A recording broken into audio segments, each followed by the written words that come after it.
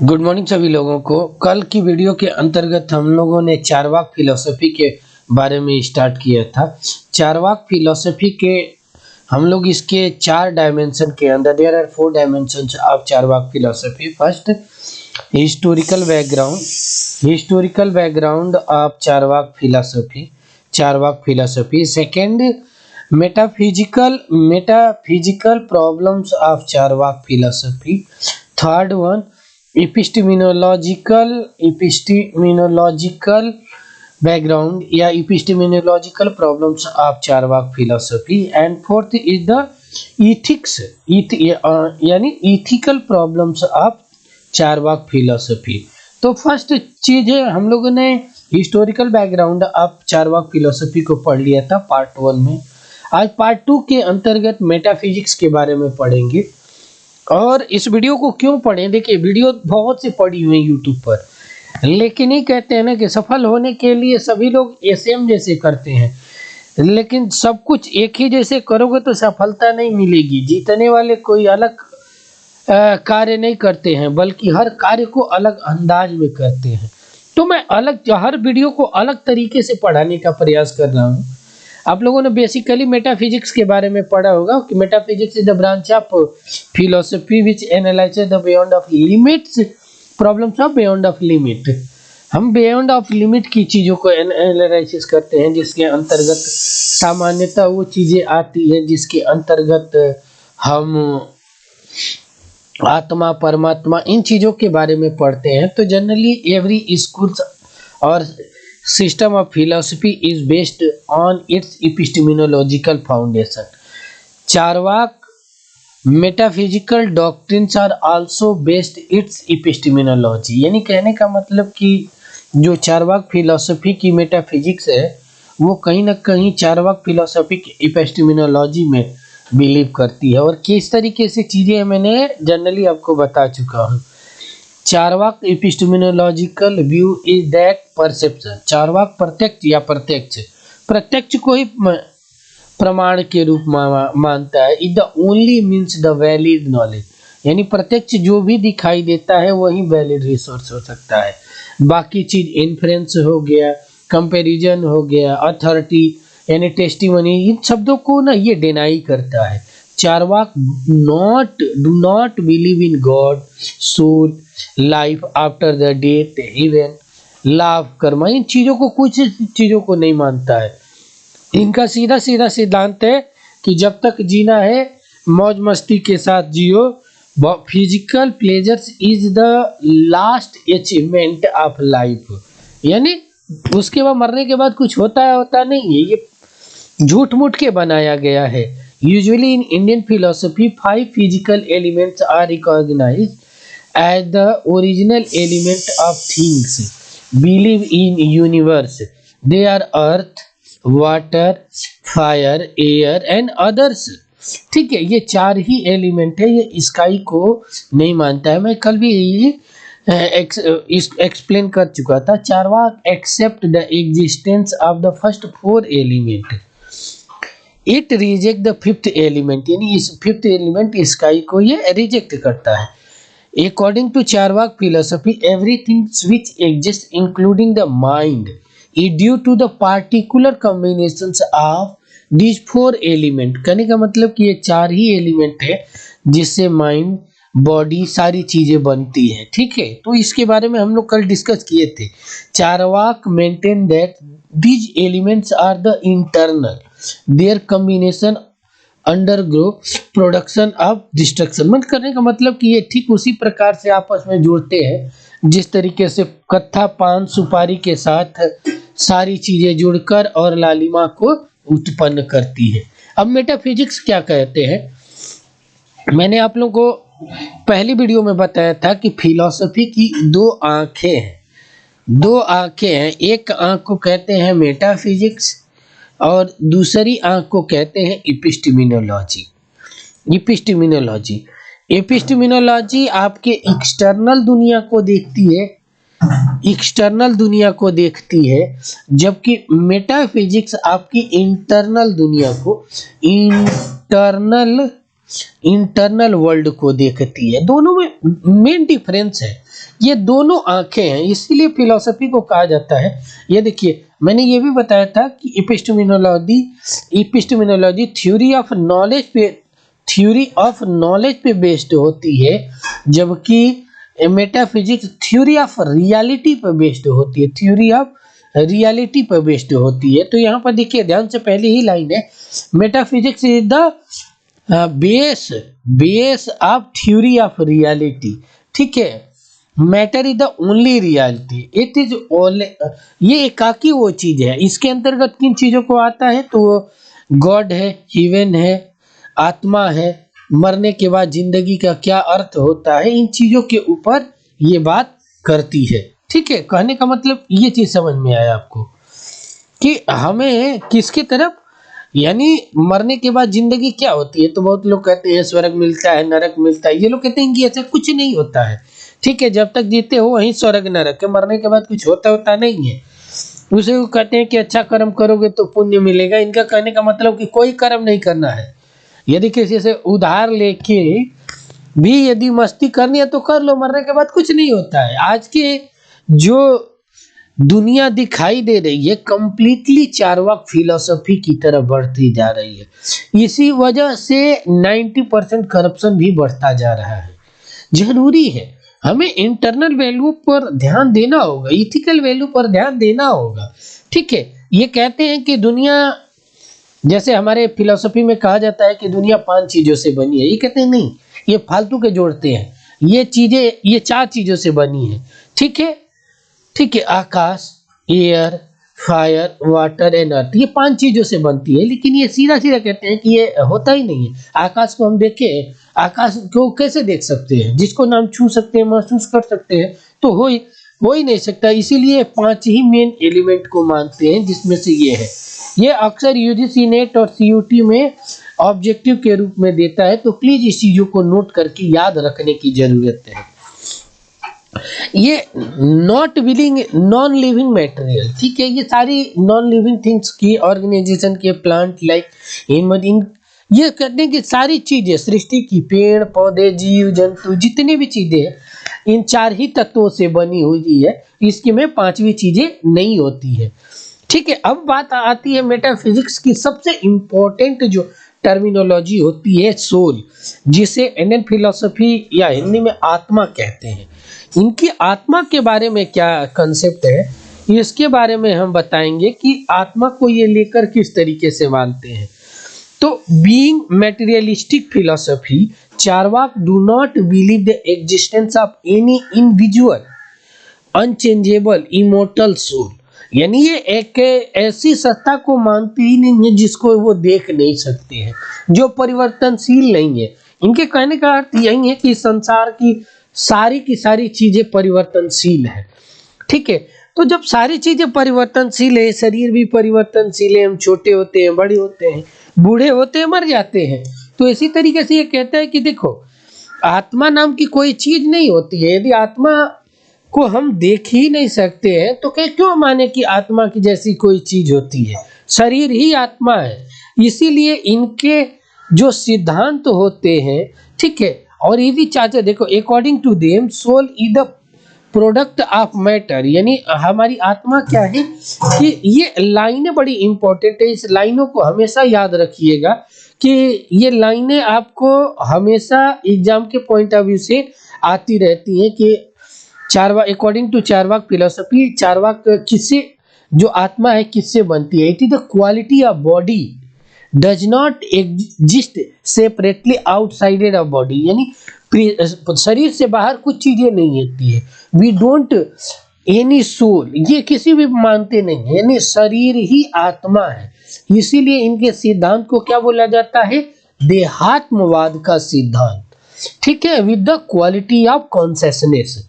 ठीक है, if the existence of a soul apart from the body is not proved, there is no possibility providing immortal.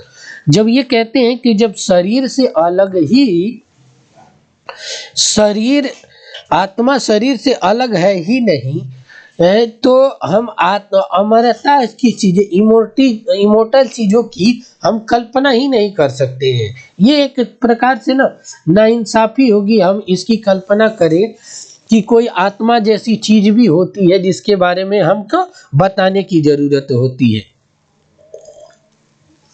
अब आप देखेंगे Charvaka philosopher इसके लिए कुछ आर्गुमेंट देते हैं देहात्मवाद के लिए, ये कि क्यों हम देहात्मवाद को माने, शरीर को ही आत्मा क्यों माने।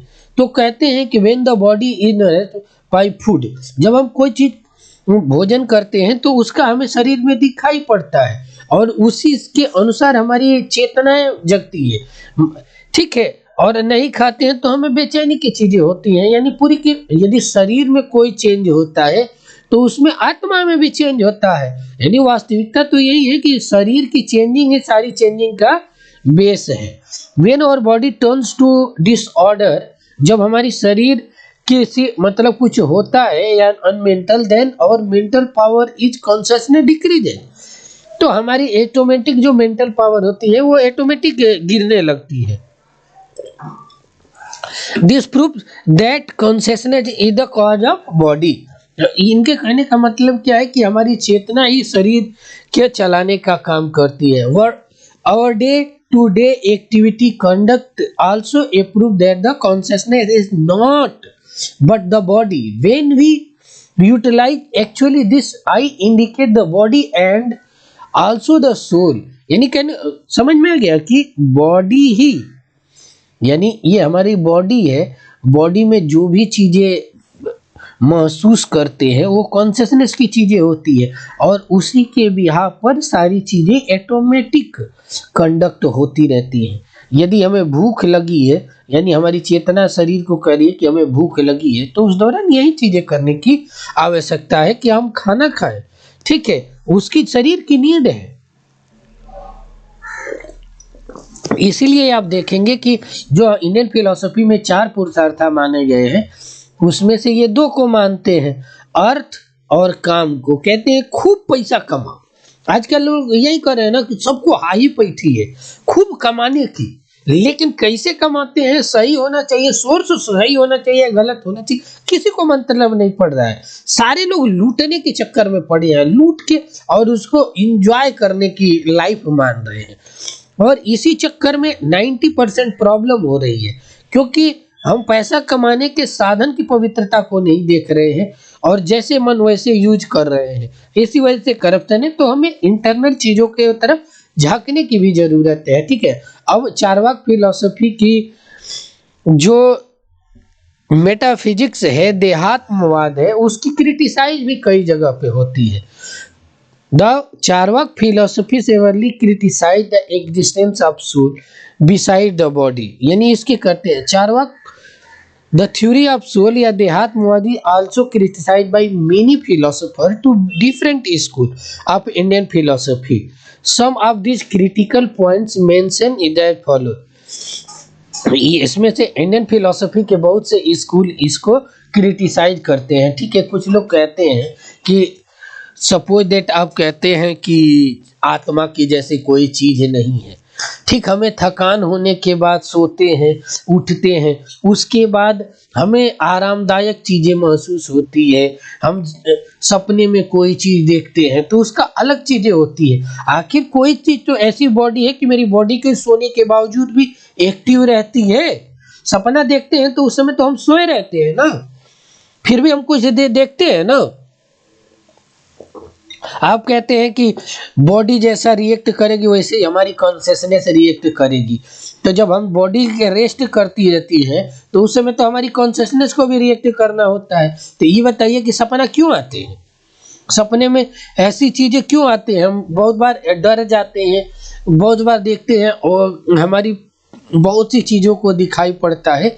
तो आखिर वो कौन सी ऐसी चीजें हैं कि किसकी वजह से हमें ये चीजें दिखाई पड़ती है, इसके पास कोई आपके पास एविडेंस है?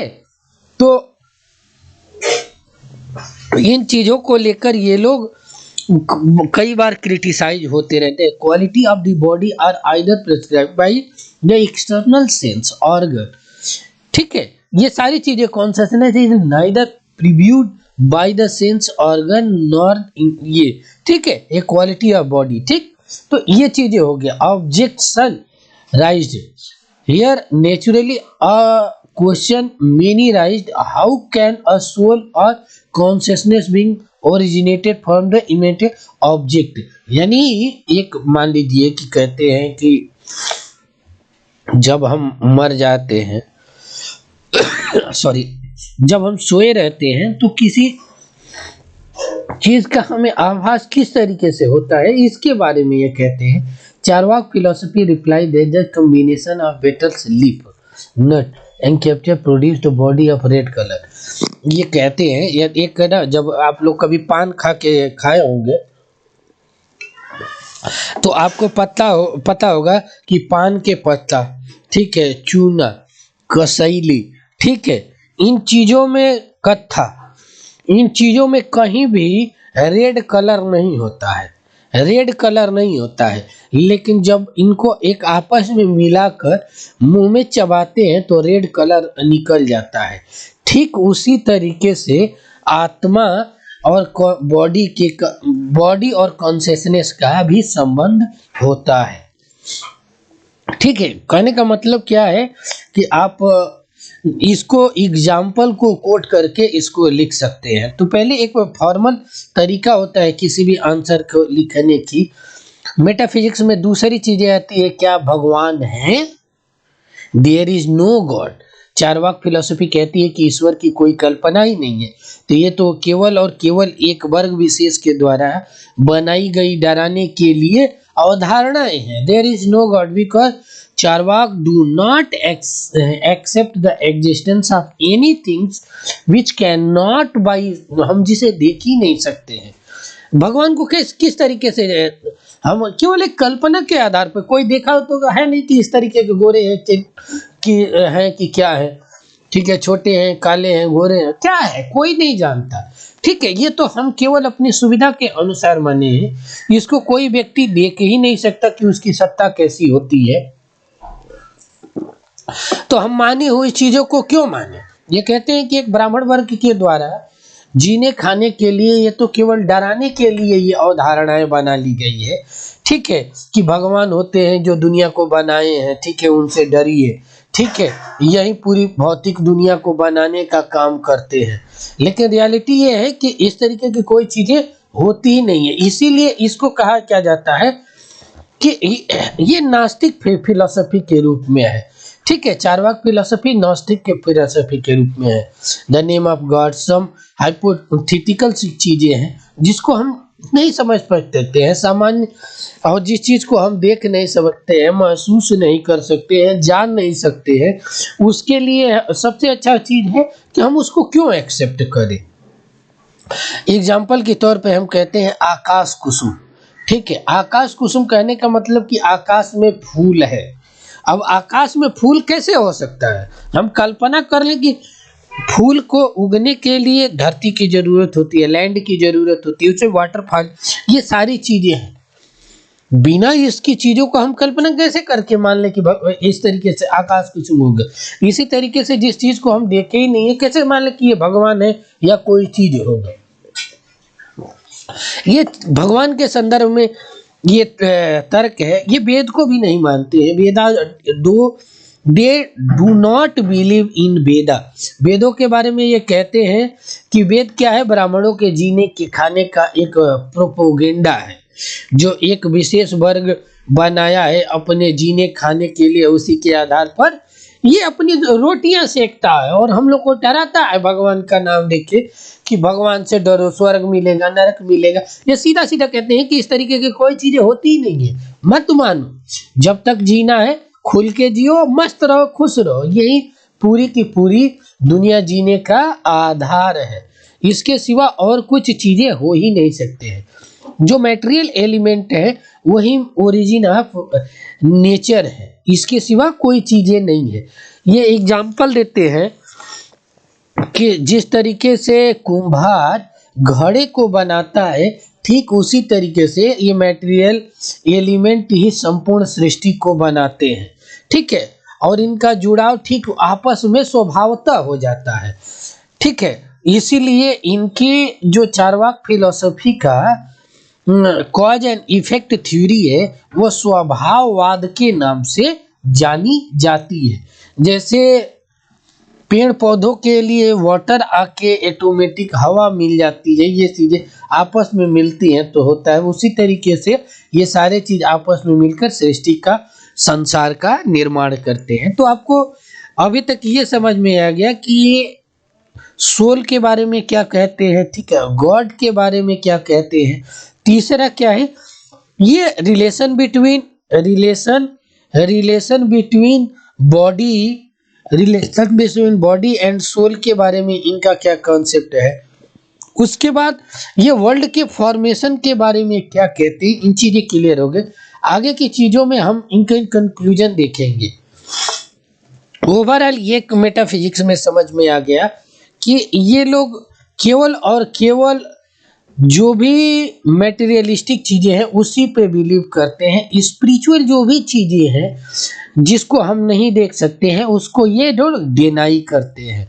वर्तमान देखिए, एक ना यदि पूछता है क्वेश्चन, यदि सिविल सर्विस में, यूपीएससी में, एक चीज में यूपीएससी में, बीपीएससी में, बीपीएससी में या अदर आरपीएससी में, आरएएस में, ये इन सब में क्वेश्चन पूछता है ऑप्शनल के रूप में कि what is metaphysics of Charvaka philosophy, explain all dimension of Charvaka philosophy, metaphysical dimension of Charvaka philosophy, इस तरीके के क्वेश्चन आते हैं।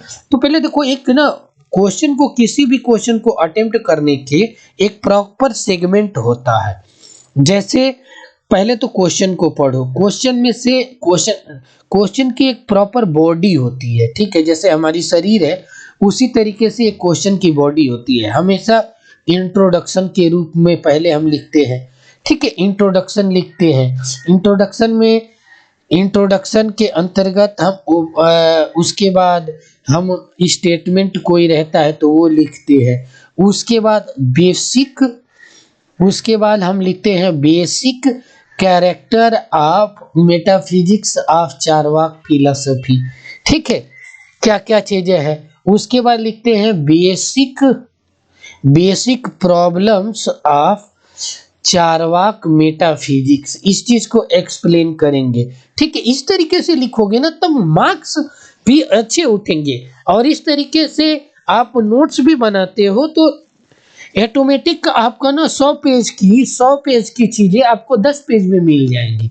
और देखो, मैं बार बार कहता हूं कि जितना नोट्स के ऊपर मेहनत करोगे ये हमारे के लिए ग्राउंड होती है। जिस तरीके से एक क्रिकेट का प्लेयर ग्राउंड पे जितना प्लेयर पसीना बहाता है उतना अच्छा परफॉर्म करता है, उसी तरीके से स्टूडेंट लाइफ के लिए नोट्स वो ग्राउंड होता है। जितना इस पे मेहनत करेगा, जितने डायमेंशन से मेहनत करेगा, जितनी अच्छी अच्छी कलाएं सीखेगा और प्रैक्टिस करेगा, उतना PYQ और आंसर को फॉर्मुलेट करने में सुविधा होगी।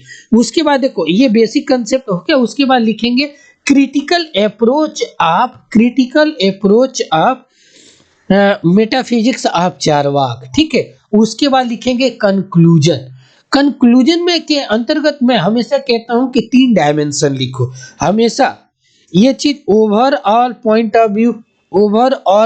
ऑफ व्यू आपका क्या दिख रहा है, ठीक है। इस तरीके से BA के कुछ बच्चे होते हैं कि उनको पता ही नहीं होता है कि किस तरीके से आंसर फॉर्मुलेट किया जाता है, तो वो लोग एक बार इस तरीके से लिखकर आंसर देते हो, किसी भी टीचर को इस तरीके से मैटर मिलेगा तो खुश हो जाएगा, ऑटोमेटिक नंबर देगा। Overall point of view. दूसरा आपका इट्स ओन ओपिनियन, आपका ओपिनियन क्या है, इसके बारे में आप क्या सोचते हैं, चार्वाक फिलोसफी को लेकर आपका क्या मत है। तीसरा जो होता है कि मॉडर्न टाइम में इसकी चार्वाक फिलोसफी की क्या इंपॉर्टेंस है, इसको एक्सप्लेन करना बहुत जरूरी होती है। देखो, कोई भी टीचर यदि कॉपी चेक करता है तो इंट्रोडक्शन देखता है, यदि यहाँ कुछ अच्छा मैटर मिल गया, आप ना इसमें हमेशा, जैसे आज की मूवी आती है तो पहले ट्रेलर जारी होता है, तो वो चीजें आंसर में दिखा दो कि हम ये बिंदुओं को अंदर डालेंगे या एक्सप्लेन करेंगे। यहाँ देखने के बाद वो कहा जाता है कि first impression is the last impression. यहाँ एक बार देखने के बाद आदमी को लग जाता है, टीचर को लग जाता है कि इसके आंसर के अंतर्गत क्या है। उसके बाद वो एक बार पूरा का पूरा, अच्छा देखो वहां पे आदमी बताने तो जाएगा नहीं, हमारी कॉपी बोलती है, अच्छे से लिखेंगे तो ऑटोमेटिक आदमी टीचर पढ़ता है। तो इस तरीके से how to answer formulate of any question of civil service, BPSC and others exam, then you should try to maintain your answer at according to the format of this statement. उसके बाद आपकी हर चीजें सुलझ जाएंगी। तो आज के क्लास के अंतर्गत हम लोगों ने क्या पढ़ा, मेटाफिजिक्स को पढ़ने का प्रयास किया कि what is the metaphysics of Charvak philosophy, what is the dimension of Charvak philosophy, और वो किन चीजों को क्रिटिसाइज करता है, किस तरीके से क्रिटिसाइज करता है, किन चीजों को एक्सेप्ट करता है, किन चीजों को डिनाई करता है। एक चीज इसके अंतर्गत छूट रही थी, मैंने बताया भी थोड़ा सा कि ये वेद को लेके कहते हैं कि वेद क्या है कि ये पंडितों के जीने खाने का क्या है, शास्त्र है। पंडित लोग इसी के आधार पर हमें डराते हैं और अपना जीने खाने का रोटी सेकते हैं। ये कहते हैं कि जितने वेद हैं ये क्या है, ब्राह्मणों के द्वारा मांगने जीने खाने के लिए बनाया गया एक प्रकार का प्रोपोगेंडा है और कुछ चीजें नहीं है। इसके बिहाफ पर बहुत लोगों ने इनकी क्रिटिसाइज किया, इंडियन फिलोसफी में इनकी पूरी की पूरी क्रिटिसाइज किया गया है। तो सारे के सारे मेटाफिजिक्स की जितनी भी डायमेंशन है हमने पढ़ा। अब कल की क्लास के अंतर्गत हम लोग ये पढ़ेंगे कि एपिस्टेमोलॉजी क्या है। इससे पहले मैंने कुछ लेक्चर आपको पढ़ाया है कि what is philosophy and how many dimension of philosophy. Second, उसके बाद what is the Vedic philosophy and what is the dimension of Vedic philosophy. Third, historical background of Charvak philosophy. तो ये पूरी की पूरी वीडियो देखें, अपने कमेंट को लिखें। आपको कोई सुझाव चाहिए तो कोशिश करें कि वो जरूर लिखें, मैं देखने के बाद उसको जरूर इम्प्लीमेंट करने का प्रयास करूंगा। इसके अंतर्गत देखिए, मुझे इंग्लिश मीडियम के साथ साथ हिंदी मीडियम के बच्चों को भी देखना है, इसलिए मैंने दोनों चीज़ों के लिए किया। अब आप लोगों से एक ही रिक्वेस्ट है कि वीडियो को लाइक करें, शेयर करें, ज़्यादा से ज़्यादा लोगों तक, अपने बैचमेट तक पहुंचाने का प्रयास करें कि बीए एमए के जो बच्चे हैं जो पहली बार ह्यूमैनिटी के सब्जेक्ट में लिखने का प्रयास करते हैं तो उन्हें पता ही नहीं होता है कि किस तरीके से आंसर फॉर्मुलेट किया जाता है। तो वो सारी चीज़ें मैंने दिखाता हूँ और हमेशा एक ही बात करता हूँ कि सफलता का एक ही मूल मंत्र है कि वो जीतने वाले कोई अलग कार्य नहीं करते, हर कार्य को अलग अंदाज में करो। सफल केवल 1% लोग होते हैं, 99% असफल क्यों है? मेहनत ये भी कर रहे हैं, मेहनत ये भी कर रहे हैं, इनका मेहनत हार्ड वर्क होती है, इनका होता है स्मार्ट वर्क। आज जरूरत है सफलता के लिए स्मार्ट वर्क की। ठीक है, तो आज की क्लास में यहीं तक। आप सभी लोगों को बहुत बहुत धन्यवाद, thank you so much. Video को लाइक करें, शेयर करें, चैनल को सब्सक्राइब करना ना भूलें। और यदि कोई भी कमेंट हो, सुझाव हो तो प्लीज आप कमेंट सेक्शन में लिखिए। Thank you so much.